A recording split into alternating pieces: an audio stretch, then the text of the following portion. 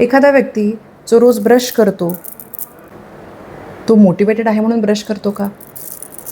अनेक गोष्टी आहेत आपल्या आयुष्यामध्ये ज्या आपण एका कप्प्यामध्ये ठेवलेल्या आहेत, ज्याला आपण नॉन निगोशिएबल कप्पा म्हणतो. असा कप्पा ज्यातल्या गोष्टी करण्यासाठी आपण कधीही कारणं शोधत नाही, कारण ह्या तडजोडी न करणाऱ्या गोष्टी आहेत.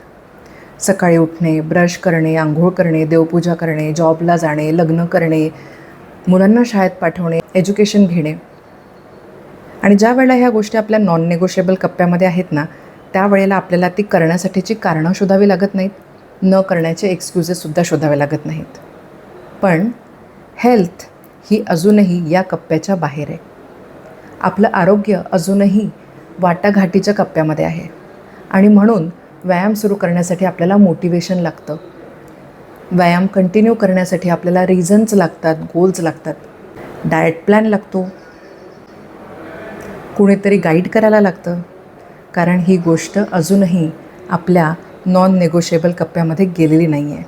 ज्या दिवशी आरोग्य वाटाघाटीच्या कप्प्यामधून नॉन निगोशिएबल म्हणजे वाटाघाटी न करणाऱ्या कप्प्यामध्ये जाईल, त्या दिवशी तुम्हाला वर्कआउट करण्यासाठी कुठल्याही मोटिवेशनची गरज पडणार नाही.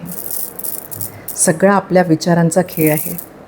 जी गोष्ट महत्त्वाची आहे ती करण्याची कारणं शोधायची गरज पडत नाही. आणि जी गोष्ट महत्त्वाचीच नाही आहे, कारणं शोधूनही ती करण्यासाठी मोटिवेशन मिळत नाही. आपल्याला कुठले कुठले कप्पे भरायचे आहेत आणि आपल्याला कुठली गोष्ट कुठल्या कप्प्यात ठेवायची आहे, ही आपली चॉईस आहे. व्हिडिओ पुन्हा एकदा बघा आणि नीट विचार करा. स्वस्थ रहा, मस्त रहा. धन्यवाद.